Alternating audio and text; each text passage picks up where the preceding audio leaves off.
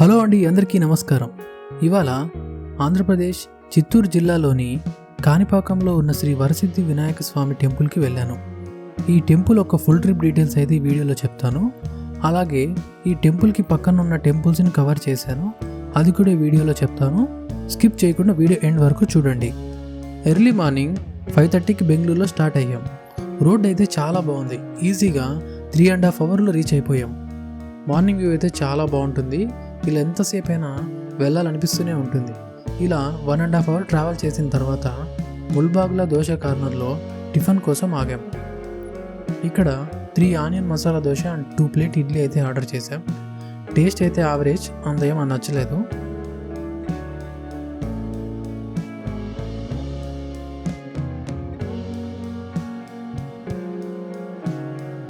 Tiffin తిన్న తర్వాత ఈ హోటల్ పక్కనే ఒక టెంపుల్ ఉంది, అందులో అమ్మవారు శివుడు ఉన్నారు. పాతకాలం గుడి అని చెప్పారు, అందుకే లోపలికి వెళ్ళి దర్శనం చేసుకొని అక్కడి నుంచి బయలుదేరిపోయాం. కాణిపాకం చేరేలోపు ఈ టెంపుల్ ఒక హిస్టరీ అయితే తెలుసుకుందాం. గుడ్డి, మూగ, చెవుడు అనే అంగవైకల్యం కలిగి ఉండే 3 అన్నతమ్ములు ఉండేవారట. ఒకరోజు వాళ్ళ పొలానికి నీరు పెట్టడానికి నూతి నుండి నీళ్లు తోడుతుండగా నీళ్లు పూర్తిగా అయిపోవడంతో ఒకరు నూతిలోకి దిగి తవ్వడం మొదలుపెట్టాడు. కొద్దిసేపటికి గడ్డపారకి రాయి లాంటి పదార్థం తగిలడంతో ఆపేసి కిందకు చూస్తూ గడ్డపార ఒక నల్లని రాతికి తగిలి రక్తం కారడం చూశాడు.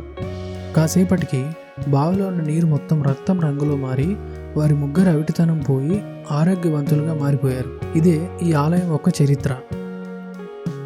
ఇదే కాణిపాకం ఎంట్రీ. ఇక్కడ నుంచి ఒక 2 కిలోమీటర్స్లో ఆలయం అయితే ఉంది.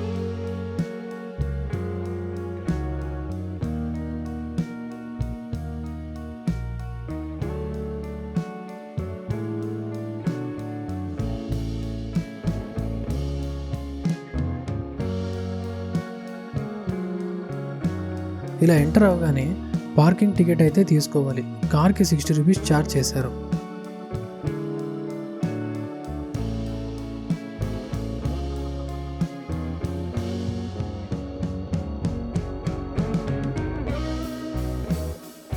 ఇక్కడ లెఫ్ట్ సైడ్లో అయితే వాష్రూమ్స్ అయితే అవైలబుల్గా ఉన్నాయి. దూరం నుంచి వచ్చే వాళ్ళు రూమ్ లేకుండా ఉంటే ఇక్కడ వాష్రూమ్స్ యూజ్ చేసుకుంటే సరిపోతుంది. రైట్ సైడ్ అయితే కార్ పార్కింగ్ ఏరియా. జనాలు అయితే చాలామంది ఉన్నారు, బ్రహ్మోత్సవాలు జరుగుతున్నాయి కదా, అందుకే.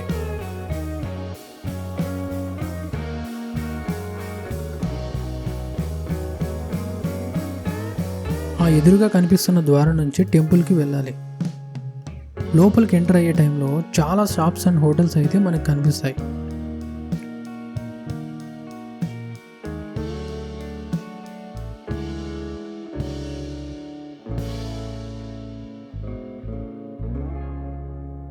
ఫైనలీ టెంపుల్ దగ్గరికి అయితే వచ్చేసాం. ఇదే టెంపుల్ ఒక ఫ్రంట్ వ్యూ. కోనేరు దగ్గర అయితే చాలామంది ఫొటోస్ దిగుతున్నారు. కనిపిస్తుందంతా కోనేరు. చాలా నీట్గా అయితే వాటర్ని మెయింటైన్ చేస్తున్నారు.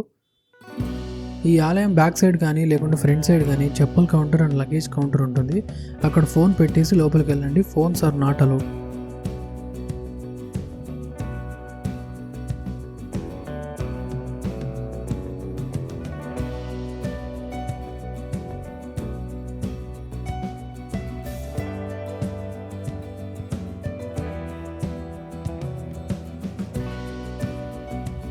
మేము వచ్చే టైంకి వినాయక విగ్రహాన్ని ఊరేగింపు చేస్తున్నారు. ఇలా ఎందుకు చేస్తారంటే వినాయక చవితి పండుగ నుండి 21 రోజుల పాటు వార్షిక బ్రహ్మోత్సవాలు జరుపుతారంట. ఈ సమయంలో వివిధ వాహనాల్లో వినాయక స్వామిని ఊరేగిస్తూ ఉంటారు. ఈ బ్రహ్మోత్సవాలు చూడడానికి ఎక్కడెక్కడి నుంచో భక్తులు వస్తూ ఉంటారు.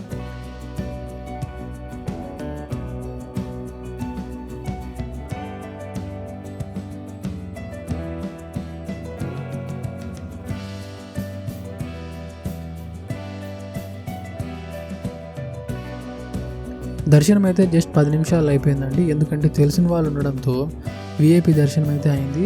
నేను స్వామివారిని చాలా దగ్గరగా చూడడం ఇదే ఫస్ట్ టైం. ఇక్కడ వినాయక స్వామి నీటిలో కొద్దిగా మునిగి ఉంటాడు.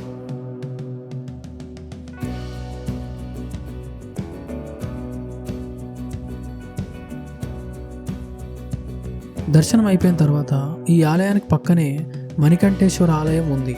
ఈ టెంపుల్ కూడా చాలా బాగుంది. ఎంటర్ అవ్వగానే మంచి గార్డెన్ ఏరియాతో స్టార్ట్ అవుతుంది. లోపల చాలా విగ్రహాలు అయితే ఉన్నాయి, ఒక్కొక్కటిగా చూపిస్తాను, అన్నీ చూడండి.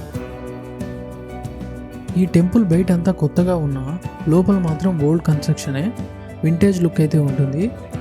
అలాగే బయట చాలా ఫ్రీ ఏరియా అయితే ఉంది, చాలా పెద్ద పెద్ద చెట్లతో టెంపుల్ మొత్తం కవర్ చేసి ఉంటుంది.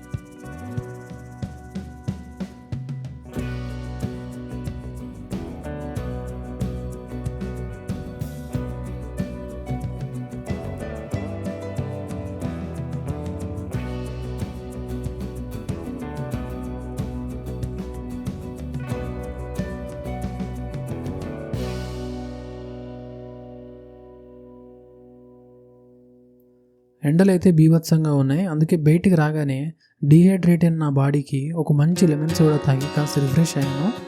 ఇంకా ట్రావెల్ చేయాల్సింది చాలా ఉంది.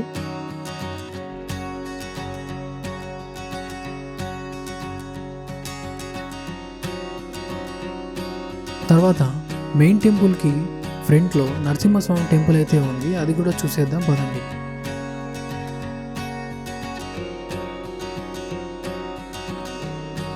ఈ కనిపిస్తున్న బోర్డులో స్వామివారి యొక్క సేవాస్ అయితే ఉన్నాయి, చూడండి. ఇంతటితో ఈ వీడియో కంప్లీట్ అయింది. స్కిప్ చేయకుండా ఎండ్ వరకు చూసినందుకు థ్యాంక్ యూ సో మచ్. ఈ వీడియో మీకు నచ్చినట్లయితే మీ ఫ్రెండ్స్కి షేర్ చేయండి, అలాగే లైక్ చేయండి. సబ్స్క్రైబ్ చేసుకునే వాళ్ళు ఉంటే వెంటనే సబ్స్క్రైబ్ చేసుకోండి. ఇలాంటి వీడియోస్ మరిన్ని మిస్ అవ్వకుండా ఉండడానికి బెల్ ఐకాన్ని ప్రెస్ చేసుకోండి. Thank you so much for watching.